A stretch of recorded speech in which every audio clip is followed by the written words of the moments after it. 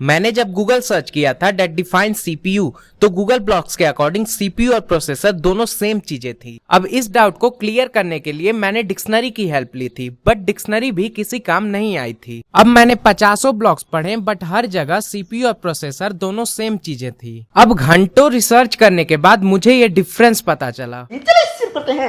CPU, hard disk, RAM, forget about everything, सब कुछ भूल जाओ। अभी हम सिर्फ बात करेंगे कि प्रोसेसर क्या होता है एक बहुत ही सिंपल भाषा में। तो यार अगर मैं आपसे पूछूं कि व्हाट इज 2 + 2 तो आप आंसर देंगे कि भाई 2 + 2 4 होता है। उसी तरह अगर मैं आपसे पूछूं व्हाट इज 10 × 10 तो आप आंसर देंगे कि भाई 10 × 10 100 होता है।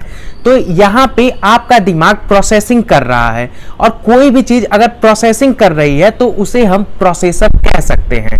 और इसी तरह से हमारे लैपटॉप के मदरबोर्ड पे ये जितनी भी चीजें आपको दिखाई दे रही हैं वो हर एक चीज किसी ना किसी तरह की प्रोसेसिंग कर रही हैं, तो वो हर एक चीज प्रोसेसर है। फॉर एग्जांपल एक अगर हम graphical processing unit GPU which is graphic card, वो भी एक प्रोसेसर होता है।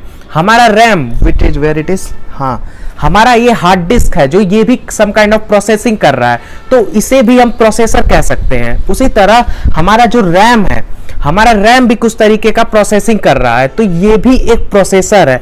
तो ये प्रोसेसर है, ये प्रोसेसर है, हमारे इसमें जो ग्राफिकल प्रोसेसिंग यूनिट है वो भी प्रोसेसर है, और भी बहुत सारे प्रोसेसर लगे हैं इस बोर्ड पे, और उन्हीं में से सीपीयू भी एक है।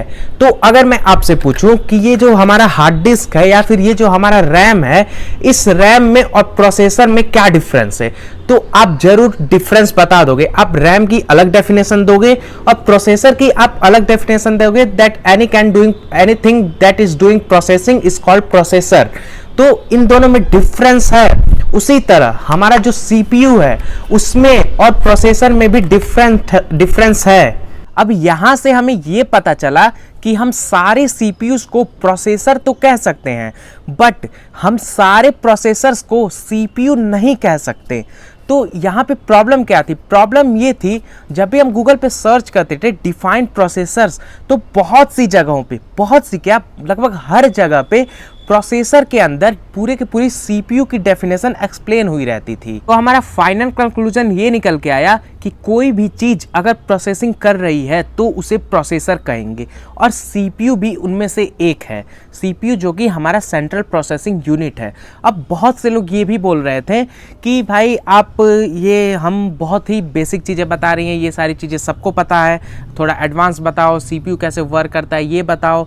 तो सब कुछ हम बात करेंगे, सबके बारे में बात करेंगे, बट आपको पता है कि सीपीयू ये सारी चीज़ें बेसिक हैं, बहुत से लोगों को ये चीज़ें नहीं पता रहती। तो हम ये चाहते हैं कि कोई भी ऐसा ना आए हमारे वीडियो पे जिसे हमारी वीडियोस हार्ड लगे, जिसे ये लगे कि ये चीज़ मैंने नहीं पढ़ी है, ये नहीं आ रहा है। तो इसलिए मैं पहले बेसिक चीज़ें बता रहा हूँ, एडवांस लेवल पे भी जाऊँगा, बट वो सारी चीज़ें जानने के लिए जो भी प्री रिक्विजिट्स हैं, जो हमें पहले से जानने की ज़रूरत है, वो सारी चीज़ें मैं अभी बना रहा हूँ। आगे क्या अगली वीडियो में हम बात करेंगे एक डिटेल्ड वे में कि कैसे हमारा सीपीयू वर्क करता है।